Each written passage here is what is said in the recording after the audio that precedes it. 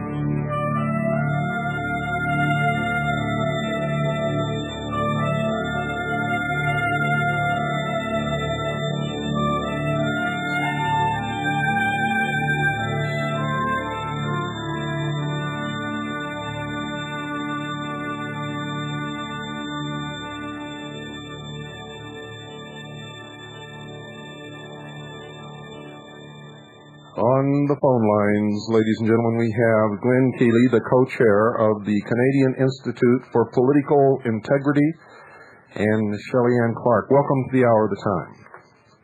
Thank you. Hi, Bill. Hello. Which one of you would like to start with this story?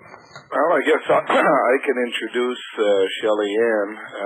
Shelly Ann is one of approximately a dozen whistleblowers that have come to our institute in Ottawa following my own disclosures. In 1991, I brought evidence to a courtroom in Ottawa which saw charges laid against 16 people. The three top Mounties, the three top Royal Canadian Mounted Police in Canada, were charged with ceasing and limiting investigations, covering up political corruption. And then 13 Tories, 13 members of the Conservative Party, including the Speaker of the Senate, two other senators, a former provincial premier, were accused of fraud upon the government, collecting bribes and kickbacks from government contracting. A political twist was put into it after the charges were laid, and much like many of the investigations you've had in the U.S. in things like the Iran-gate and Contra-gate, we've seen this story now drag out for 3 years without being allowed to go before the courts. Recently, Shelly Ann Clark joined our group and brought information to us that in 1986, 87, and 88, she was an executive secretary to one of the highest-ranking negotiators in Ottawa, negotiating the free trade agreement with the U.S.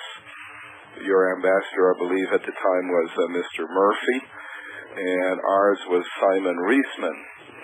And from her position at the Free Trade Office, Shelly Ann became a witness to the fact that there was a hidden agenda unknown to Canadians and unknown to Americans and controlled out of the financial powers of the world. A hidden agenda, my. Well, who'd have thunk that would ever happen? Well, it began, and I'll just run through the basic points, and then Shelly Ann can speak to the detail of it and answer any questions you may have. Great. By the way, ladies and gentlemen, I know what's going to come out of this interview. You don't. Make sure you take notes, and as usual, remember our admonition. Listen to everyone, read everything, believe nothing unless you can prove it in your own research. Remember, the deception is so deep in the world today, in order to bring about the one world totalitarian socialist state, that we must all diligently search for the truth, and the truth is always elusive at best. We have begun our investigation into this story that you're going to hear during the remaining hour of the time, and we believe, so far, that it is true. Glenn, go ahead. Continue. Okay, so it began when Shelly Ann identified the fact that the computer system, which had been brought in for the Trade Negotiation Office, had been compromised, and all secret files could be accessed by telephone, and some were being accessed, in fact. The second point was that the third-ranking negotiator, and not the public negotiator, Simon Reisman, the third-ranking man, Germain Denis, was the true and only boss.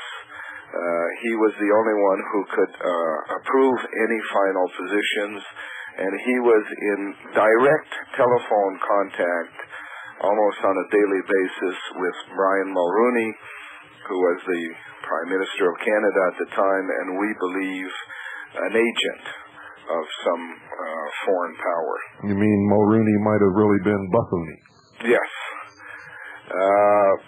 We were made aware from Shelly Ann's disclosures that there was in Germain Denis' safe an implementation scheme which gave dates and times where certain events had to take place, beginning with the separation of Quebec from Canada in 1995, and following through to the construction of what is known as the Grand Canal Project, which is a massive $200 billion water diversion project out of northern Canada. In other words, that's really, from what we found out on our end, is to drain the Canadian lakes and bring that water to the United States. That's right. It's to, they use the word recycle fresh water south to the U.S. Of course, with no compensation for Canada, as we'll find out as we go along. This is strictly done for the benefit of the international bankers. Sounds like the politics of Los Angeles. Yes.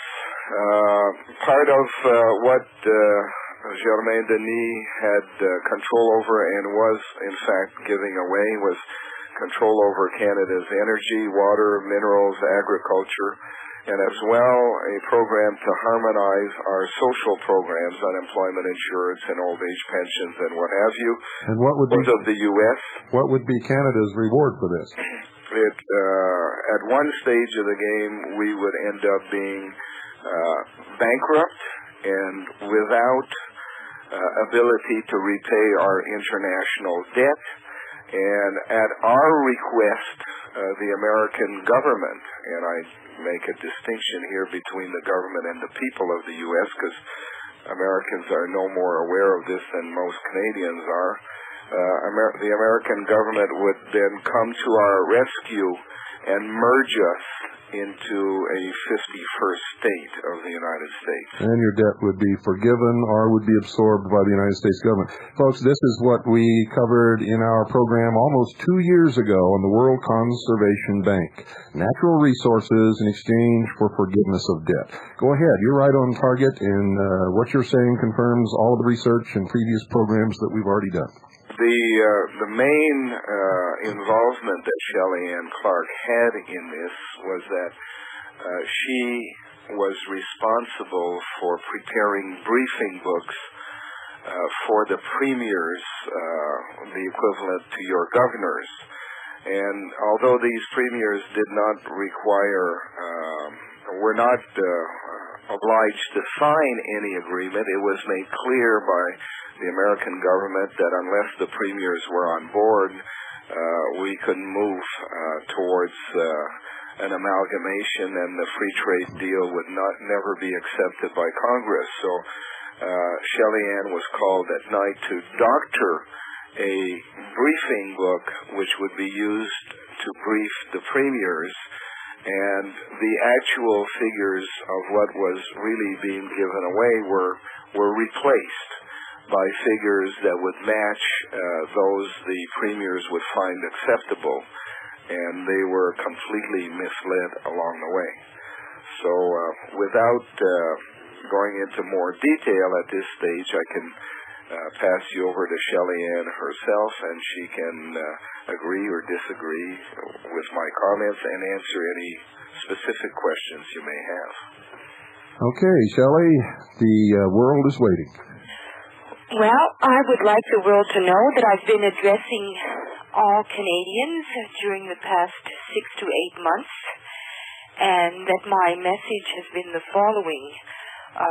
The free trade agreement between Canada and the United States, and this is not to be confused with NAFTA, because NAFTA is the scheme that's implementing things that were already in the free trade agreement, was rigged.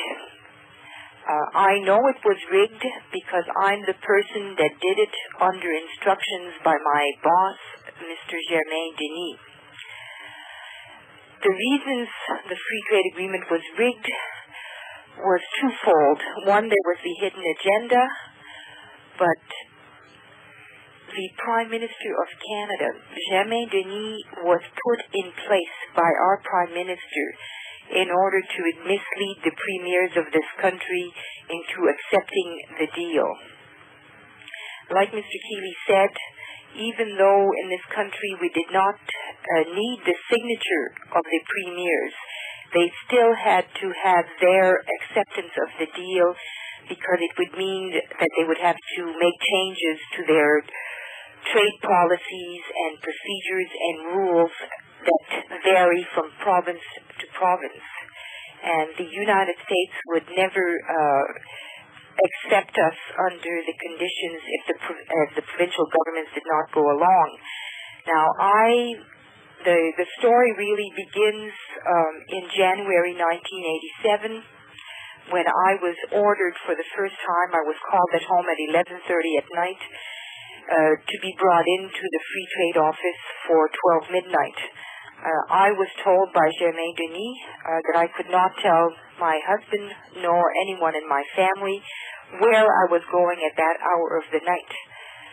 When I met him at the Free Trade Office, he was waiting for me in the garage, and he had keys to bring us up to the Free Trade Office with the elevators by avoiding security at the front of the building. The Free Trade Office was located in a building that had high security, and anyone that left or entered that building after 6 p.m. at night would have to sign in their name and the time they arrived and the time that they left. So in order to avoid this, he had to make arrangements somehow to obtain a key to bring us up. Between 12 midnight and 4 a.m., I was told to create a duplicate file on the computer machine and to call it provincial. Once that file was created, I was ordered to alter the figures. If we were giving away 40% of our water supplies or any other issue, I was ordered to bring it down to 10%. At the end, the briefing books would always be given to the premiers at the very last second. Here in Ottawa and throughout the country, it was in the mainstream media for several months because the premiers were complaining severely to the Prime Minister's office and to the media that they never had a chance to look at these briefing books. It was just not possible because the briefing books would be numbered by me under instruction by Germain Denis so that I would know exactly which province had which book. So if one book did not come back, I would be able to track it down very easily. So you have 10 premiers meeting, and often Germain Denis would be meeting with two particular individual premiers in private dining rooms around the city here. And I believe that these must have been the two premiers that were the moles. They would obviously inform Germain Denis what the bottom line was that the other premiers were looking for. Let me ask you a question, Shelley. Yes. Where did you learn that term mole? Oh, that is a term that is very common here on Parliament Hill in Ottawa. Okay. Here in this country, mole is generally known within the intelligence community as a plant within an organization who furnishes information to an operative handler. Doing. So that was... information to Germain Denis. They would speak to the other premiers, find out their bottom line, and report it back to Germain Denis, because each time we did the doctoring, we always, when I would pick up the 10 briefing books at the end of the briefings, 9 of them would be shredded and 1 would be held back so that we knew exactly where he was at in the altering. Because if it had to appear genuine, he couldn't tell them once that he had gone to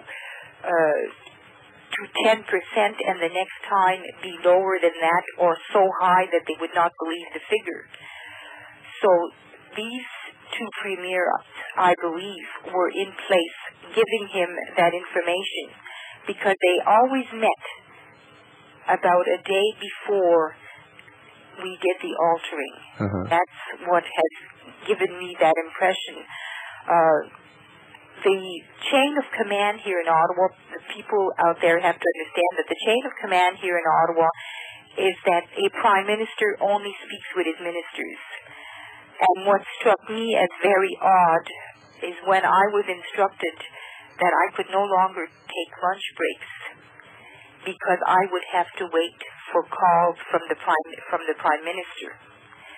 And on 2 separate occasions, the linkage between his executive assistant and myself and Germain Denis would be cut off too quickly, and I landed up with the prime minister speaking to me on my line. So I know that the contact was made almost on a daily basis. And I also know that at the end, when in March 1988, a memorandum was sent around the Free Trade Office telling all the negotiators that all documents used in the negotiations were to be forwarded to a certain person in order to prepare the documents for cataloging to go to the National Archives of Canada. When this memo came around, I was called into Germain Denis' office, and I was ordered to sneak them out, to sneak out all the documents that dealt with the provinces out to the trunk of his car throughout the period of 6 to 8 hours. I was told to bring them out at 1-hour intervals, 2-hour intervals if possible, because it would look less suspicious. And he, in fact, stole those documents because these documents were classified, and it was when I was screening the documents that I had to sneak out in 7 Xerox boxes. That's exactly what they totaled were 7 Xerox boxes. That is when I discovered the implementation scheme. I will repeat what I have told all Canadians.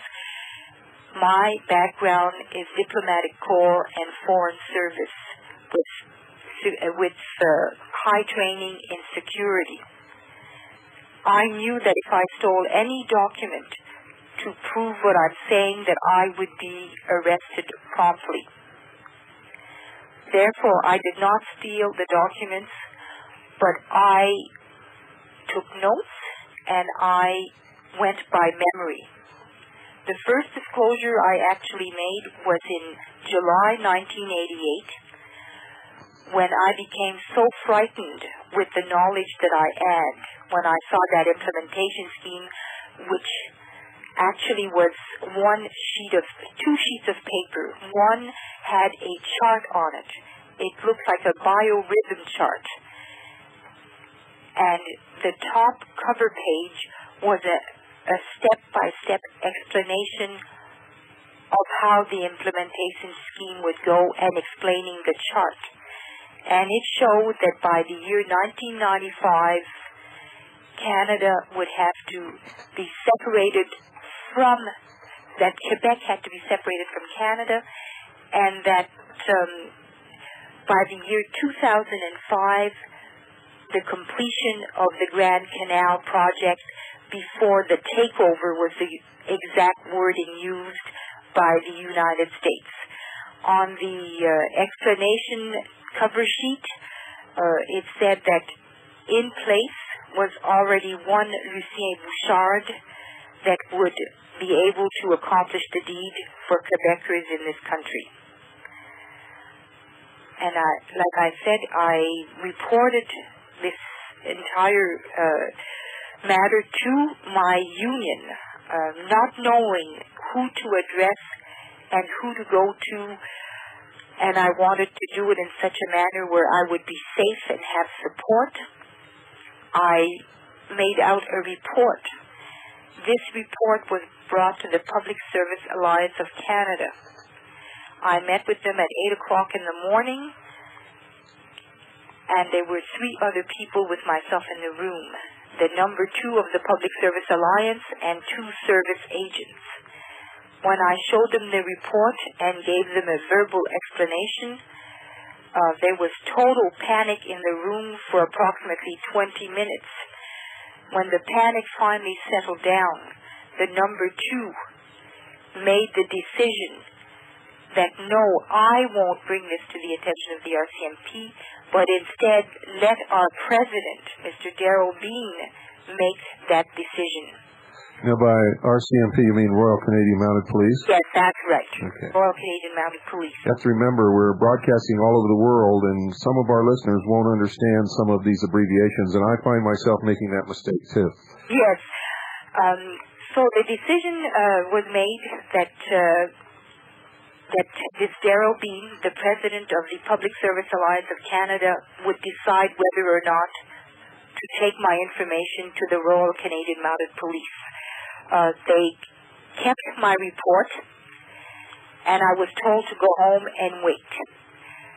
Within 48 hours later, approximately 48 hours later, a courier service came and delivered an envelope to my home.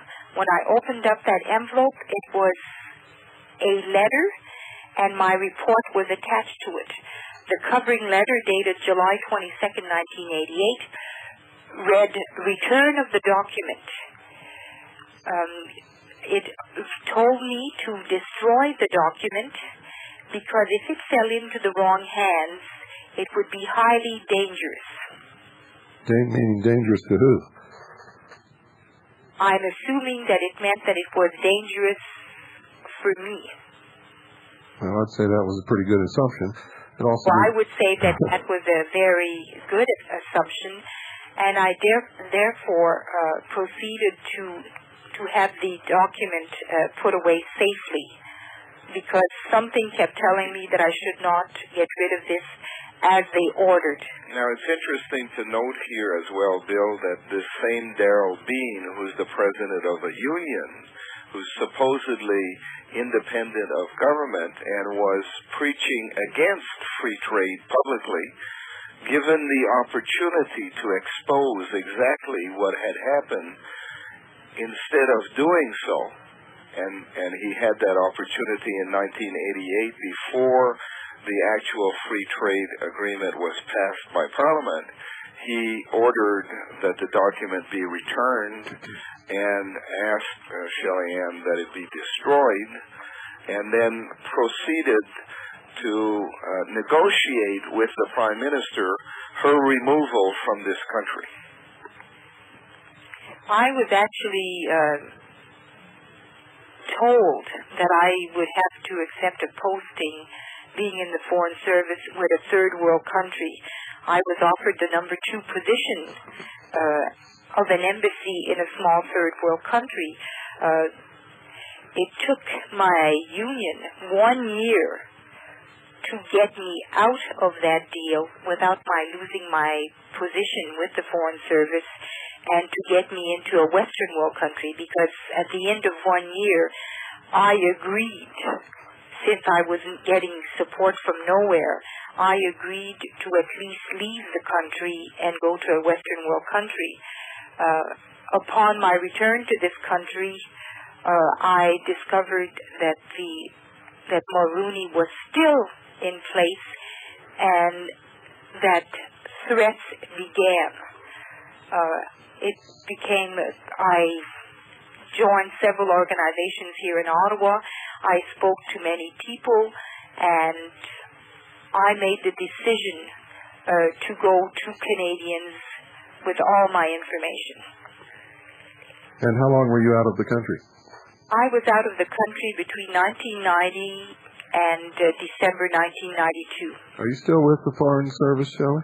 Yes, I was put, when I came back in 1992 and Mulroney was still in power, I was put on full paid leave at home. So I spent exactly from December 1992 to December 1993, I was on full paid leave at home, being told that there was no room for me at Foreign Service. There was no assignment. When our new government was elected in October of this year, because the Liberals are now in power. Aren't they ever? Yes. Now that they're in power, in December of this year, I was contacted and I was brought back in a high-profile position. Now, you say you're still with the Foreign Service at this time. Did it ever occur to you to leave the Foreign Service? I'm not criticizing you. I was just curious. Well, it's very... I'm a single mother with 2 children. And... jobs are scarce. Jobs are very, very scarce. And I suppose that I made the decision, even back in 1988, if one wants to go back to that date, that I made the decision that I had to keep a job for the sake of my children. I think that and I know myself well enough that if I had not had 2 children dependent on me, if I would have been a single person, I would have disclosed whether I had anyone's help or not. I would have proceeded to disclose. Now, since you're doing this, why is it that they haven't let you go? This is a very interesting question, and I don't. People are assuming answers. We're all taking guesses at why. One of them could possibly be because they would have, being a public servant, they would have to fire me with just cause. And since freedom of speech is supposed to exist in this country, although freedom of the press hasn't in the past, freedom of speech is still supposed to be with us. I'm allowed that freedom, and they're proving it by not firing me. Because if they fired me tomorrow for having spoken out on such an issue that is so of vital importance to this country, they would be saying that in Canada there is no longer any freedom of speech, and they would be firing me without just cause, which would create all kinds of problems for them. We have a situation in Canada which is different from that of the U.S. When your administration changes in the U.S., all high-ranking government officers hand in their resignation to the new president and are usually replaced. In this country, we have a permanent government. I hate to interrupt you, but we've got to take a break. So don't go away, folks. We'll be right back.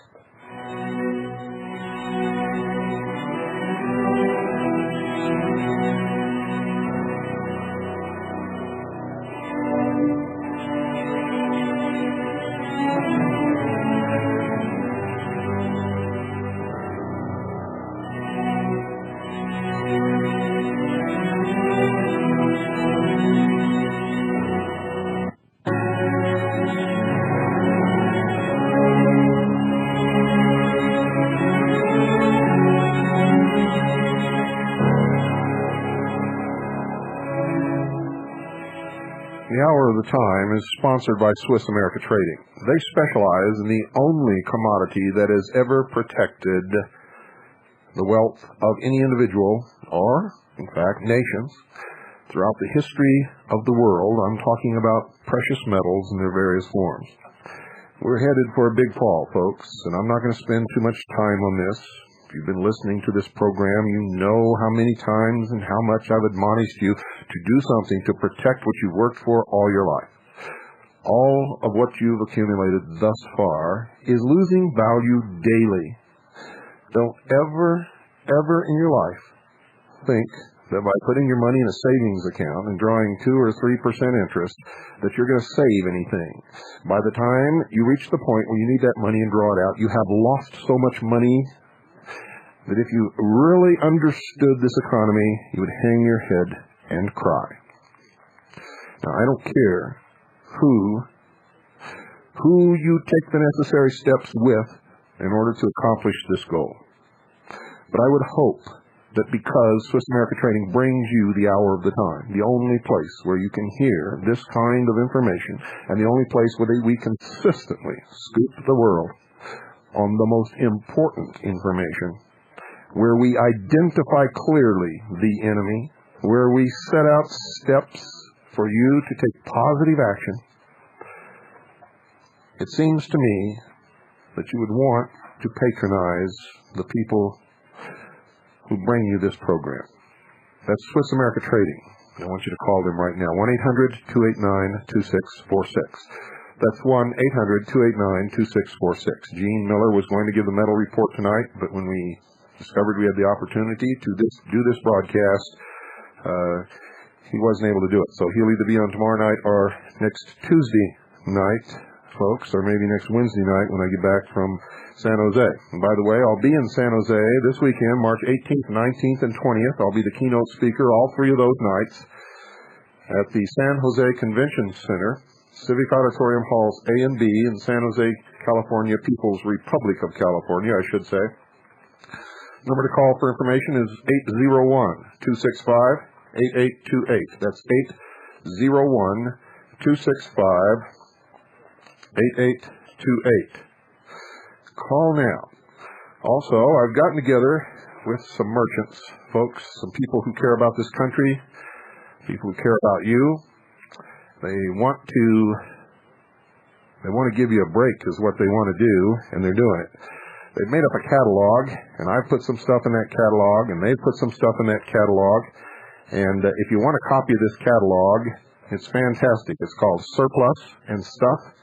All kinds of survival gear and equipment, all kinds of preparedness supplies, batteries, solar battery chargers, Alice packs, all the things that we've talked about on this program, food storage supplies.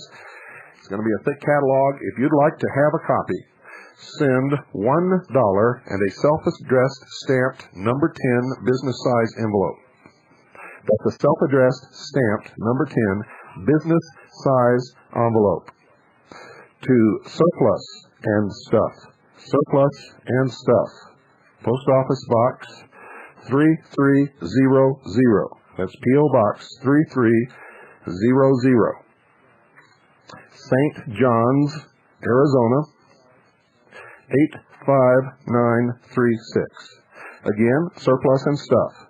P.O. Box 3300, St. John's, Arizona, 85936.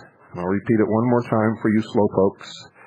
Surplus and Stuff, P.O. Box 3300, St. John's, Arizona, 85936. Send for your catalog. I know that you're really going to like it, folks.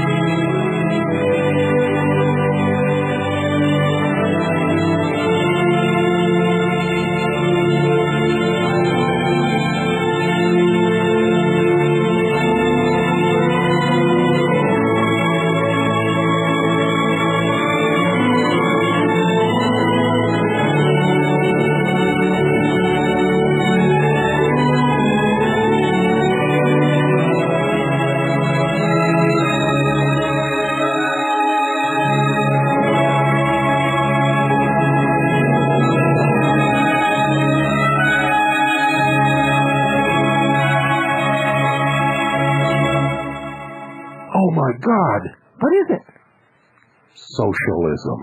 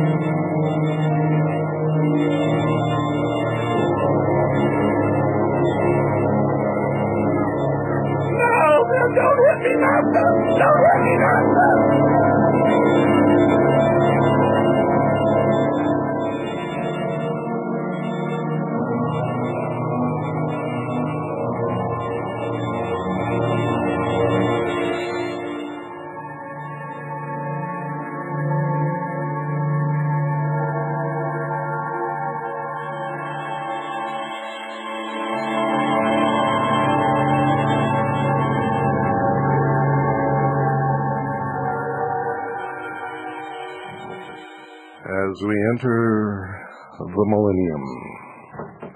Welcome back to the hour of the time.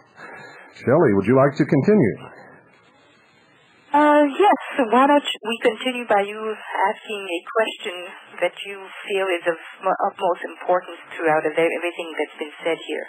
Well, what has been the response to what you revealed by the Canadian people?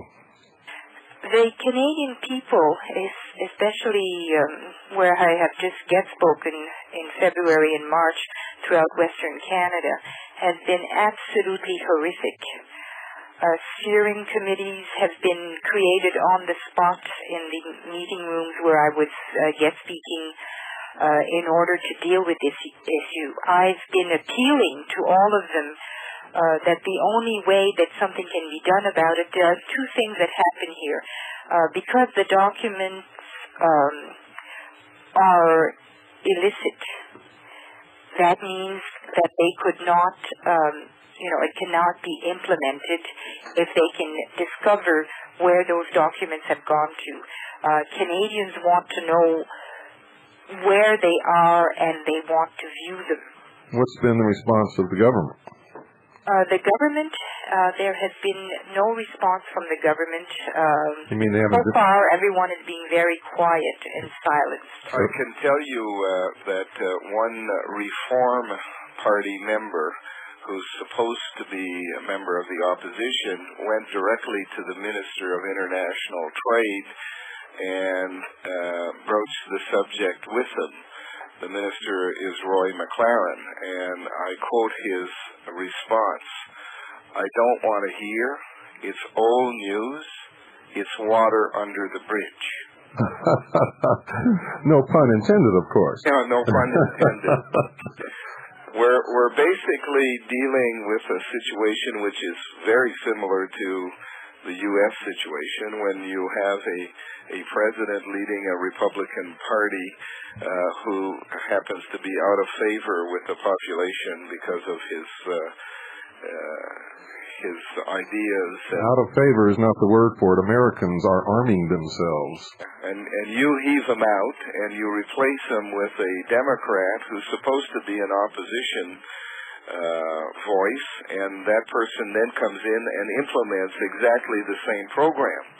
We have a similar project in Canada, a similar activity. We have liberals and conservatives, and they are basically two halves of the same team. That's right. The only people they respond to are the bankers, Rothschild and Rockefeller. Well, it goes a little deeper than that, as we revealed on this program, but you're basically on the right track. You understand, of course, that in the documents you saw, Shelly, when it refers to the United States, they really mean the United Nations. Yes.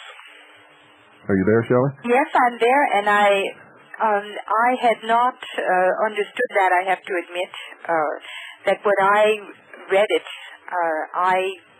to my understanding, it was to the U.S., because well, that's what they have on the American side, I have now been given some documents have come forward that have been sent to me showing studies that have been made in the U.S. and the water diversion scheme that is being planned. And it certainly confirms, what I saw in the documents.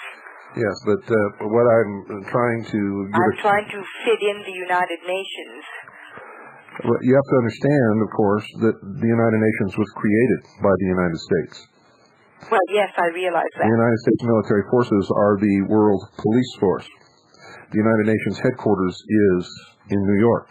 The World Police Force. That I knew. I just never connected it to what was going on and what I was reading in the implementation scheme. We look upon the United Nations Security Council as being the world's bailiff. Actually, it's an illegal group of socialists who have no standing whatsoever. They are not a nation, and somehow they're gaining control of the world. And those of us in the United States who are becoming awake to this and understanding it are setting out to stop this.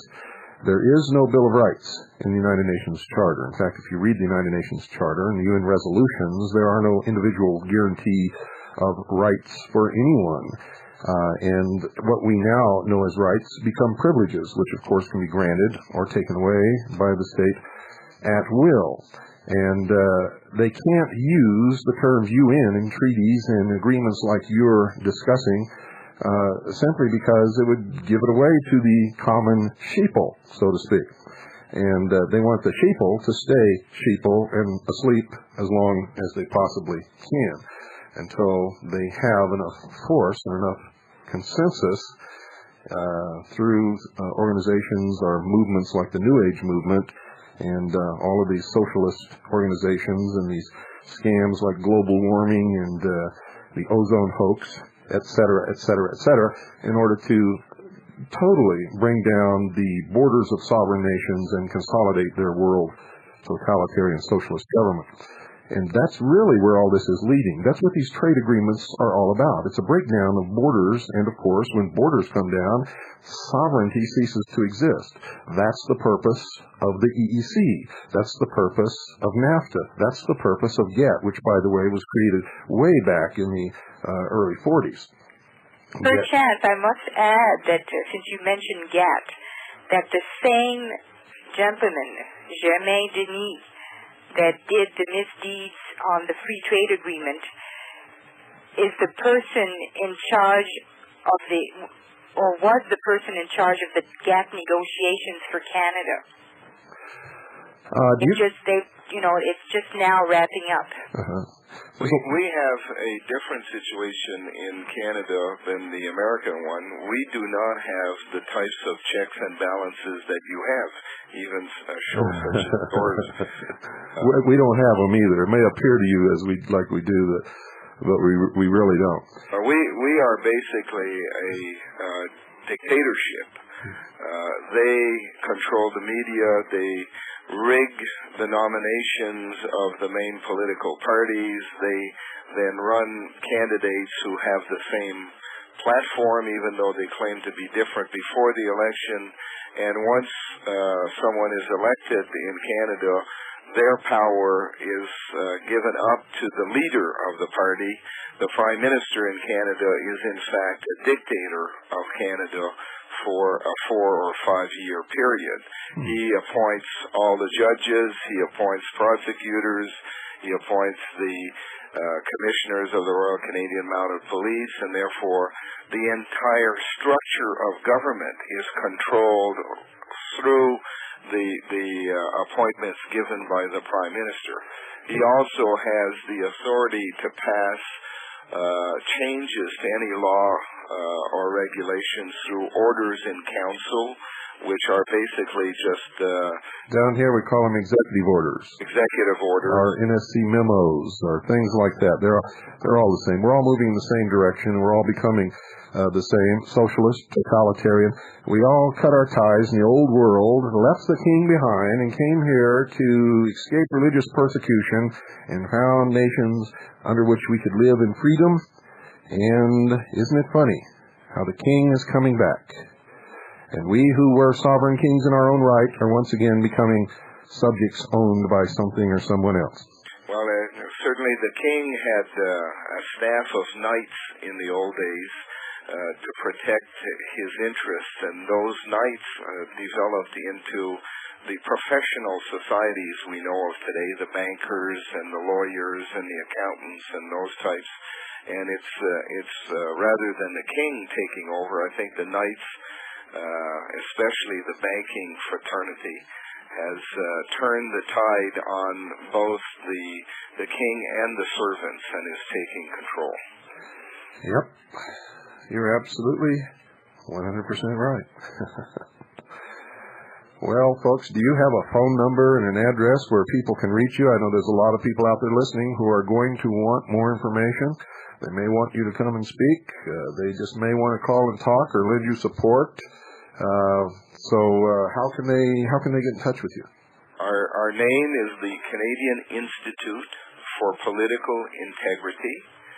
The address is Post Office Box 1634, Station B, as in Bob, Hull, Hull, Quebec, Quebec, Canada, and our postal code or zip is J as in John 8X3X5. Yeah, I'd like you to repeat it one more time. And folks, if you don't catch it, you can call the Research Center, and Carolyn has the information here for you.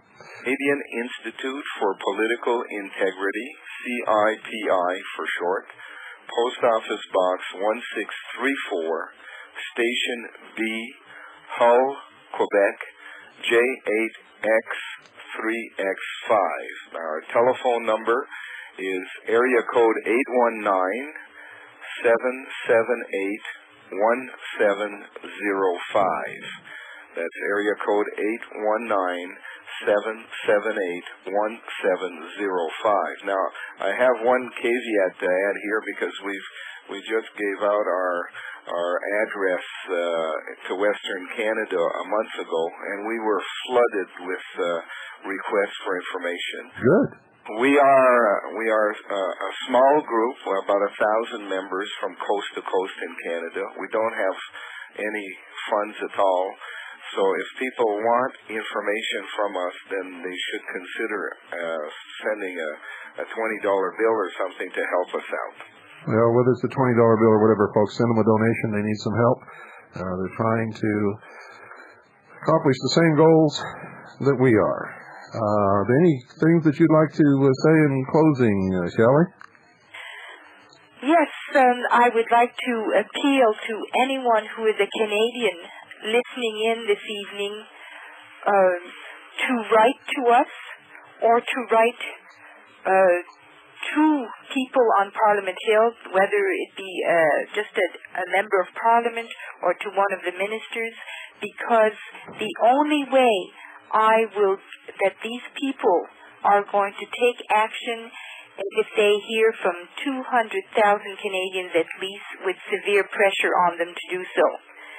Because one portion that I forgot to mention as I was going through the information here this evening is that I went to do some research with a senior researcher that was provided to me by one of the organizations here in Ottawa in September because I wanted to see if any of the documents I was talking about had reached the archives. I was told that the free trade documents had been put away in sealed canisters and would not be viewed by Canadians for the next 30 years. And when we asked why, apparently approximately 95% of the documents have been declared a threat to Canada's national security. Yeah, I guess it is. If the people saw those documents, there wouldn't be any Canadian politicians in office anymore, would there? Well, obviously, there might be more than what I have seen, and we are trying here in Ottawa and all across the country to put enough pressure on this government to have a public investigation into this matter and to have the sealed canisters opened and to try and find out exactly what's in there that is a threat to our country. So I beg all of you to write to me, don't bother writing to the mainstream media here in Ottawa because it will, I'm totally blacked out. So that's why I'm requesting that you write to Parliament Hill or to the Institute, but to members of Parliament would be very, very effective because if they are put under sufficient pressure by enough Canadians, something can be done to perhaps save this situation. Here's my advice, folks. Buy yourself a good weapon, form your militia units, get ready to fight for your freedom. And if you're not willing to fight for your freedom, you don't deserve it. They are so much in power now. Witness what happened in Idaho with the Weaver family. Witness Waco, Texas, the massacre at Waco, Texas. They were so concerned about the children, they killed them all. And the only solution to this, folks, is not through the political process. That will not happen. There is no promise of relief in the courts. If you want your freedoms, you're going to have to take your freedoms back. The law is with us. In this country, we are supported by the Declaration of Independence, the Constitution of the United States of America, the Bill of Rights, all of the unwritten laws and ethics for which men have fought and died for freedom in this country since its inception. Treason is rampant in the land. The traitors are known to all of us. Socialism sucks, and it's sucking right now all around the world. If you don't want to get sucked right into it, you better be able to stand up and be prepared to fight for your freedoms. I want to thank you both for being our guests on the Hour of the Time. We wish you luck, and I will encourage everyone listening to this program to write and send a donation, write for information, give these people the support that they deserve. And Shelly, you're to be commended for standing up and telling the truth when it could be so harmful to you and your family. Thank you very much, Bill. It's been a pleasure. And thank you, Glenn, and I hope that your Canadian Institute for Political Integrity has some success, but I think we're way beyond that point. Thank you very much. I hope you're wrong. We're going to fight it to the end. Well, I hope I'm wrong too, but everything that we touch points right into the corner that says I'm right.